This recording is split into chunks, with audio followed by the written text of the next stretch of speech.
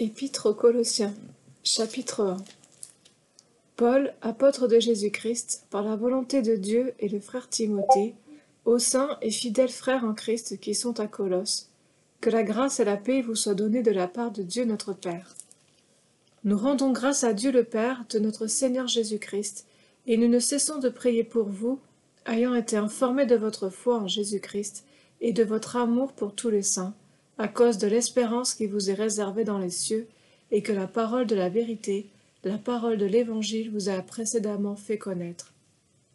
Il est au milieu de vous, et dans le monde entier. Il porte des fruits, et il s'accroît comme c'est aussi le cas parmi vous, depuis le jour où vous avez entendu et connu la grâce de Dieu conformément à la vérité, d'après les instructions que vous avez reçues d'Épaphras, notre bien-aimé compagnon de service. Il est pour vous un fidèle ministre de Christ, et il nous a appris de quel amour l'Esprit vous anime.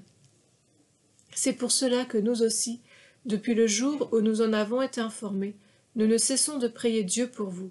Nous demandons que vous soyez remplis de la connaissance de sa volonté en toute sagesse et intelligence spirituelle, pour marcher d'une manière digne du Seigneur et lui être entièrement agréable, portant des fruits en toutes sortes de bonnes œuvres et croissant par la connaissance de Dieu, fortifié à tous égards par sa puissance glorieuse, en sorte que vous soyez toujours et avec joie persévérants et patients.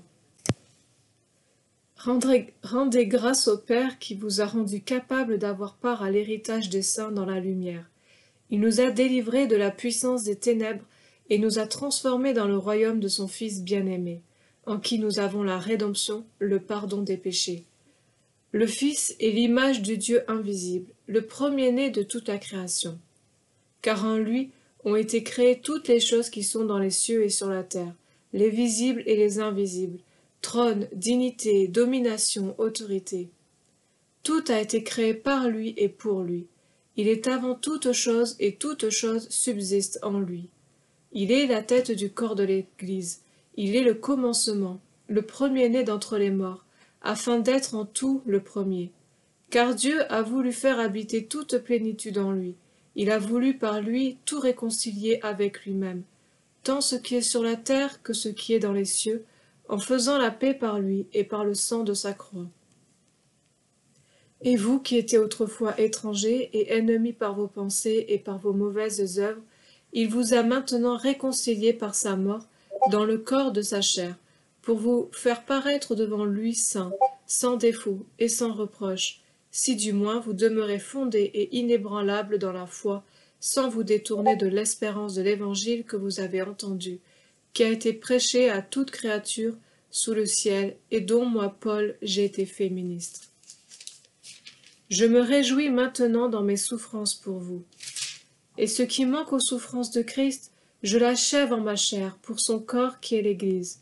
C'est d'elle que j'ai été fait ministre, selon la charge que Dieu m'a donnée auprès de vous, afin que j'annonce pleinement la parole de Dieu, le mystère caché de tout temps et dans tous les âges, mais révélé maintenant à ses saints. Dieu a voulu faire connaître la glorieuse richesse de ce mystère parmi les païens, savoir Christ en vous, l'espérance de la gloire. C'est lui que nous annonçons, exhortant tout homme et instruisant tout homme en toute sagesse, afin de présenter à Dieu tout homme devenu parfait en Christ. C'est à quoi je travaille en combattant avec sa force qui agit puissamment en moi. Chapitre 2. Je veux en effet que vous sachiez combien est grand le combat que je soutiens pour vous et pour ceux qui sont à Laodicée, et pour tous ceux qui n'ont pas vu mon visage, afin qu'ils aient le cœur rempli de consolation, qu'ils soient unis dans l'amour et enrichis d'une pleine intelligence pour connaître le mystère de Dieu, savoir Christ, mystère dans lequel sont cachés tous les trésors de la sagesse et de la connaissance. Je dis cela afin que personne ne vous trompe par des discours séduisants, car si je suis absent de corps, je suis avec vous en esprit, voyant avec joie le bon ordre qui règne parmi vous et la fermeté de votre foi en Christ. Ainsi donc, comme vous avez reçu le Seigneur Jésus-Christ, marchez en lui, étant enracinés et fondés en lui et affermis par la foi, d'après les instructions qui vous ont été données, et abondez en actions de grâce. Prenez garde que personne ne fasse de vous sa proie par la philosophie et par une vaine tromperie, s'appuyant sur la tradition des hommes, sur les principes élémentaires du monde, et non sur Christ. Car en lui habite corporellement toute la plénitude de la divinité. Vous avez tout pleinement en lui, qui est le chef de toute domination et de toute autorité. Et c'est en lui que vous avez été circoncis d'une circoncision que la main n'a pas faite, mais de la circoncision de Christ, qui consiste dans le dépouillement du corps de la chair. Ayant été ensevelis avec lui par le baptême, vous êtes aussi ressuscités en lui et avec lui, par la foi en la puissance de Dieu, qui l'a ressuscité des morts. Vous qui étiez morts par vos offenses et par l'incirconcision de votre chair, il vous a rendus à la vie avec lui, en nous faisant grâce pour toutes nos offenses. Il a effacé l'acte dont les ordonnances nous condamnaient et qui subsistait contre nous, et il l'a éliminé en le clouant à la croix. Il a dépouillé les dominations et les autorités, et les a livrées publiquement en spectacle, en triomphant d'elles par la croix. Que personne donc ne vous juge au sujet du manger ou du boire, ou au sujet d'une fête, d'une nouvelle lune ou des shabbats. C'était l'ombre des choses à venir, mais le corps est en Christ. Que personne, sous une apparence d'humilité et par un culte des anges, ne vous ravisse à son gré le prix de la course. Tandis qu'il s'abandonne à ses visions, il est enflé d'un vain orgueil par ses pensées charnelles, sans s'attacher au chef, dont tout le corps, assisté et solidement assemblé par des jointures et des liens, tire l'accroissement que Dieu donne. Si vous êtes morts avec Christ aux principes élémentaires du monde, pourquoi, comme si vous viviez dans le monde, ne vous impose-t-on ces préceptes? Ne prends pas, ne goûte pas, ne touche pas, préceptes qui tous deviennent pernicieux par l'abus, et qui ne sont fondés que sur les ordonnances et les doctrines des hommes. Ils ont en vérité une apparence de sagesse en ce qu'ils indiquent un culte volontaire de l'humilité et le mépris du corps, mais cela est sans valeur réelle et ne sert qu'à satisfaire la chair.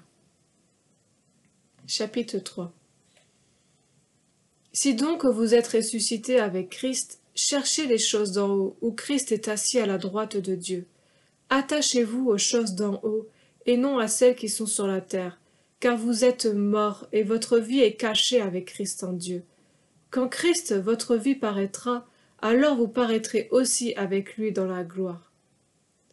Faites donc mourir ce qui dans vos membres est terrestre, la débauche, l'impureté, les passions, les mauvais désirs et la cupidité, qui est une idolâtrie. C'est à cause de ces choses que la colère de Dieu vient sur les fils de la rébellion. C'est ainsi que vous marchiez autrefois, lorsque vous viviez dans ces péchés. Mais maintenant, renoncez à toutes ces choses, à la colère, à l'animosité, à la méchanceté, à la calomnie, aux paroles équivoques qui pourraient sortir de votre bouche. Ne mentez pas les uns aux autres. Vous étant dépouillés du vieil homme et de ses œuvres, et ayant revêtu l'homme nouveau qui se renouvelle dans la connaissance, selon l'image de celui qui l'a créé. Il n'y a ici ni grec, ni juif, ni circoncis, ni incirconcis, ni barbare, ni scythe, ni esclave, ni libre, mais Christ est tout et en tous. Ainsi donc, comme des élus de Dieu saints et bien-aimés, revêtez-vous de sentiments de compassion, de bonté, d'humilité, de douceur, de patience. Supportez-vous les uns les autres, et si l'un a sujet de se plaindre de l'autre, pardonnez-vous réciproquement. De même que Christ vous a pardonné, pardonnez-vous aussi. Mais par-dessus toutes ces choses, revêtez-vous de l'amour qui est le lien de la perfection, et que la paix de Christ, à laquelle vous avez été appelés pour former un seul corps, règne dans vos cœurs, et soyez reconnaissants. Que la parole de Christ demeure en vous dans toute sa richesse. Instruisez-vous et exhortez-vous les uns les autres en toute sagesse, par des psaumes, par des hymnes, par des cantiques spirituels, chantant à Dieu dans vos cœurs en vertu de la grâce. Et quoi que vous fassiez en parole ou en œuvre, faites tout au nom du Seigneur Jésus, en rendant par lui des actions de grâce à Dieu le Père. Femmes, que chacun soit soumis à son mari, comme il convient dans le Seigneur. Mari, que chacun aime sa femme et ne s'aigrisse pas contre elle. Enfants, obéissez en toutes choses à vos enfants, à vos parents, car cela est agréable au Seigneur. Pères, n'irritez pas vos enfants, de peur qu'ils ne se découragent. Serviteurs, obéissez en toutes choses à vos maîtres selon la chair, non pas seulement sous leurs yeux comme pour plaire aux hommes, mais avec simplicité de cœur dans la crainte du Seigneur. Tout ce que vous faites, faites-le de bon cœur, comme pour le Seigneur et non pour des hommes, sachant que vous recevrez du Seigneur l'héritage pour récompense. Servez Christ le Seigneur, car celui qui agit injustement recevra selon son injustice, et il n'y a point de favoritisme. Chapitre 4. Maîtres, accordez à vos serviteurs ce qui est juste et équitable, sachant que vous aussi vous avez un Maître dans le ciel. Persévérez dans la prière, veillez-y avec action de grâce. Priez en même temps pour nous, afin que Dieu nous ouvre une porte pour la parole, en sorte que je puisse annoncer le mystère de Christ, pour lequel je suis dans les chaînes, et le faire connaître comme je dois en parler.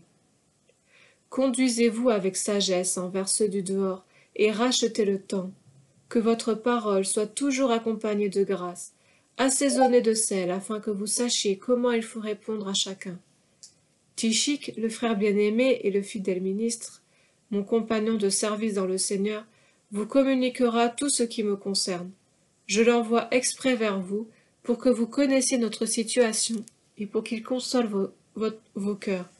Je l'envoie avec Onésime, le frère fidèle et bien-aimé, qui est des vôtres. Ils vous informeront de tout ce qui se passe ici.